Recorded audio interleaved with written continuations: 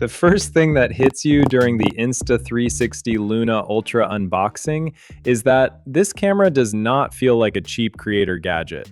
The packaging already gives off premium flagship energy. The pocket camera market just got dangerous. For years, DJI controlled this category almost without pressure. But now, Insta360 is coming directly for that crown with the new Insta360 Luna Ultra. And after spending time with it, this honestly feels less like a normal launch and more like a warning shot to DJI Pocket 4 Pro. Inside the box, the Luna Ultra itself immediately stands out because it looks different from anything else in the pocket camera space. Instead of copying the exact DJI formula, Insta360 went with a more futuristic modular design. The body feels solid, compact, and surprisingly premium in hand. The black version especially looks aggressive and stealthy, almost like a tiny cinema camera shrunk into your pocket. But the real attention grabber is the detachable display module. The moment you pull it off and realize it can work wirelessly as a remote monitor, you start understanding what Insta360 is trying to do here. This is not just another vlogging camera. This is a creator-focused system. You can place the camera far away, monitor yourself remotely, frame shots easier, and shoot without standing awkwardly behind the camera. That single feature alone may become the reason many creators switch from DJI. And honestly, this is where the tension begins. Because once you move past the design, the specs start sounding almost unreal for something this small.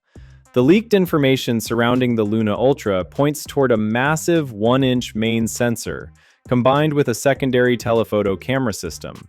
That already changes the game because most pocket cameras still rely heavily on one primary lens. Insta360 appears to be pushing this into hybrid cinema territory instead. Reports suggest the main camera uses a bright f1.8 or f2.0 aperture with Leica-tuned optics, while the secondary lens adds optical zoom capabilities that could reach around 3 times to 6 times depending on the mode.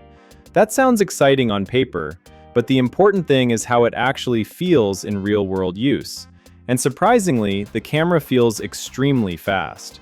The stabilization is smooth in a way that almost tricks your brain into thinking shots came from a larger gimbal setup. Walking footage looks controlled, pans feel natural, and the horizon stays stable even during movement. Insta360's flow state stabilization has already been strong in their action cameras, but seeing it merged with a mechanical 3-axis gimbal creates a very polished result. Video quality is where things become seriously interesting. The Luna Ultra reportedly supports up to 8K recording alongside 4K at extremely high frame rates, including 240 frames per second slow motion modes. Now, realistically, most people are not going to shoot everything in 8K, but that is not the point. The point is flexibility. The extra resolution allows creators to crop, stabilize further, reframe vertically for TikTok or Reels, and still keep sharp quality. That matters a lot today because content creators are no longer making videos for just YouTube. One camera now needs to feed multiple platforms at once. Low light performance is another area everyone is watching closely. A bigger sensor usually means cleaner shadows, better dynamic range, and more natural depth separation. Early leaks suggest the Luna Ultra could offer around 14 stops of dynamic range with 10-bit iLog recording support. That may not sound important to casual users, but creators who color grade footage will immediately understand the value. Footage holds more detail, skies look smoother, and highlights recover better during editing. The overall image starts looking less like a phone camera and more like something from a compact cinema setup. Still, there is one big question hanging over this camera. Is it actually worth the rumored price? Because the leaks are not cheap at all. Current reports suggest the standard Luna Ultra could launch around 5,299 yen, which converts to roughly $735 to $780, while creator bundles may reach almost $950. And that changes the conversation completely. At that price, this camera is no longer competing only against the Osmo Pocket lineup. Suddenly, people start comparing it to mirrorless cameras, compact Sony setups, and even entry-level cinema rigs. That creates pressure on Insta360 because expectations become much higher. But after handling the device and looking at what it offers, I think Insta360 understands exactly what they are doing. This camera is not targeting casual users anymore. It is targeting creators who want maximum portability without sacrificing professional features. And honestly, that strategy might work, because a lot of creators are tired of carrying large cameras everywhere. Sometimes you just want something tiny that can still deliver cinematic footage instantly. The Luna Ultra feels designed for that exact audience. Pull it out of your pocket, shoot stabilized footage immediately, monitor yourself remotely, record high bitrate video, and move on. That convenience matters more than people realize. The audio side also looks promising. Leaks mention support for 32-bit audio recording alongside compatibility with Insta360's new wireless microphone system. If true, that could solve one of the biggest pain points for portable creator cameras. Good video means nothing if the audio sounds bad. Having cleaner audio directly inside such a compact system could become another major selling point. Of course, not everything is perfect yet, because right now a lot of information still comes from leaks and early previews. Some creators online are already questioning how good the low-light footage actually is, because most promotional clips avoid extremely dark situations. Others are wondering whether vertical shooting modes are fully optimized for social media creators. That means the real test will happen once full independent reviews arrive. And honestly, DJI is probably watching this very carefully, because for the first time in a while, the Osmo Pocket lineup may finally have a true rival that does not feel like a copycat. The Luna Ultra is bringing genuinely new ideas into the category instead of just increasing specs slightly. The detachable screen, modular approach, dual camera setup, and remote shooting system make this feel different enough to matter. And maybe that is the biggest compliment you can give this camera. It creates uncertainty. For years, buying a pocket gimbal camera was easy. DJI was the safe answer. But now creators are starting to hesitate. They are starting to compare. They are starting to ask uncomfortable questions. Do you choose the proven reliability of DJI? Or do you gamble on the bold new system trying to change the category completely? That is exactly why the Luna Ultra matters. Not because it has bigger numbers on a spec sheet, not because it shoots 8K, not because it has Leica branding. It matters because for the first time in a long time, the pocket camera market suddenly feels exciting again.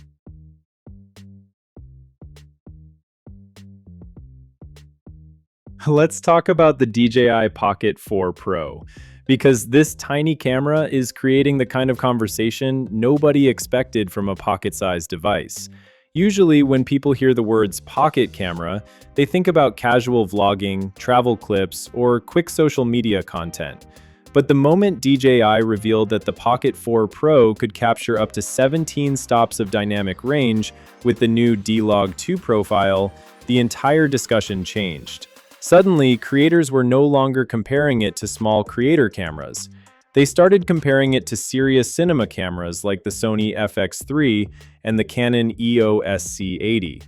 And honestly, that says everything about how ambitious this camera really is. The biggest reason people are excited is because DJI seems to have fixed the one weakness pocket cameras always had. For years, compact cameras were convenient, lightweight, and easy to carry. But once lighting became difficult, the footage started falling apart. Bright skies clipped too quickly, shadows became noisy, and high-contrast scenes looked messy. You could still get good-looking video, but professional-level flexibility during editing simply was not there. The Pocket 4 Pro looks like DJI's answer to that problem. The 17-stop dynamic range claim is the main headline, and it sounds almost unreal for something this small. Dynamic range is one of the biggest things that separates normal footage from cinematic footage. It controls how much detail a camera can hold between the brightest and darkest parts of an image. More dynamic range means more flexibility during color grading and a more natural-looking image overall. In DJI's demonstrations, the Pocket 4 Pro held on to highlight detail surprisingly well, even in scenes filled with fire, sunsets, reflections, and harsh lighting. That immediately grabbed attention because even larger professional cameras can struggle in those situations. Then there's D-Log2, which may actually be more important than the 17-stop number itself. This new color profile gives filmmakers far more control over the final image. Straight out of the camera, the footage looks flat and low contrast, but underneath that image is a huge amount of recoverable detail. Creators can push colors harder, recover highlights, lift shadows, and shape the footage into different cinematic styles during editing. For filmmakers, this is a massive advantage because it makes the Pocket 4 Pro feel less like a simple creator gadget and more like a serious filmmaking tool. Another major advantage is portability. This is where the Pocket 4 Pro becomes extremely dangerous for competitors. You are getting stabilized cinematic footage from something that fits inside a jacket pocket. Traditional cinema setups often require large cameras, lenses, gimbals, batteries, and rigs. The Pocket 4 Pro removes most of that complexity. You can pull it out instantly, start recording, and still get footage that looks surprisingly professional. For travel creators, YouTubers, solo filmmakers, and documentary shooters, that convenience matters a lot more than people realize. The built-in stabilization is also one of the biggest pros. DJI has years of experience with gimbal technology, and it shows here. Footage looks smooth and controlled even while walking or moving quickly. That creates a more cinematic feel without needing extra equipment. A lot of creators buy pocket cameras specifically because they want stabilized footage without carrying a full gimbal setup, and DJI still dominates in this area. Battery efficiency and ease of use are other strong points. Pocket cameras are supposed to make filming easier, not harder, and DJI understands that. The interface looks clean, the shooting process feels fast, and creators can focus more on filming rather than constantly adjusting complicated settings. That simplicity is part of why the Pocket series became so popular in the first place.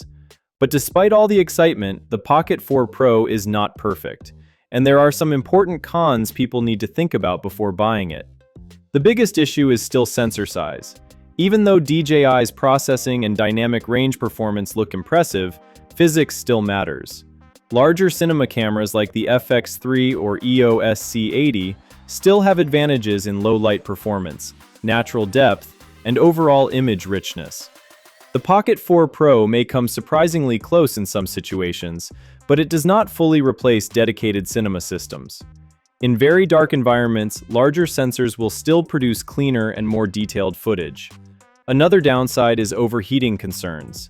Compact cameras pushing high-end video specs often struggle with heat management, especially when recording high-resolution footage for longer periods.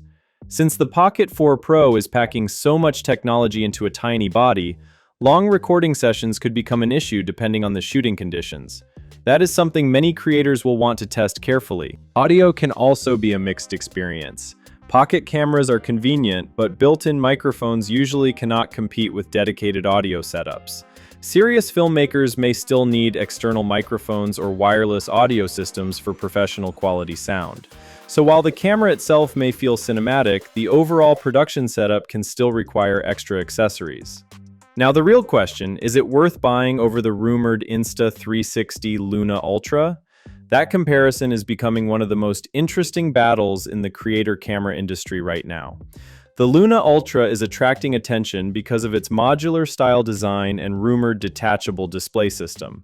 It feels more experimental and futuristic. Insta360 appears to be focusing heavily on flexibility, portability, and creator-focused innovation. For vloggers and social media creators, that design could become extremely attractive. But DJI still feels more mature when it comes to pure image quality and stabilization. The Pocket 4 Pro appears to focus heavily on cinematic performance, while the Luna Ultra feels more focused on flexibility and creative shooting styles. If your priority is getting the most cinematic footage possible from a tiny camera, the Pocket 4 Pro currently looks stronger. The dynamic range, D-Log2 profile, stabilization, and overall imaging performance make it feel like a mini cinema camera rather than just a content creator gadget. However, if the Luna Ultra launches at a lower price with strong image quality and better modular features, it could become a serious threat. Price matters a lot in this category because many creators simply want the best balance between portability, quality, and affordability. At the end of the day, the DJI Pocket 4 Pro feels like the first pocket camera that genuinely scares larger camera systems. Not because it fully replaces them, but because it gets shockingly close while being small enough to carry everywhere. That changes expectations completely. A few years ago, nobody would have believed a pocket-sized camera could even enter the same conversation as professional cinema cameras.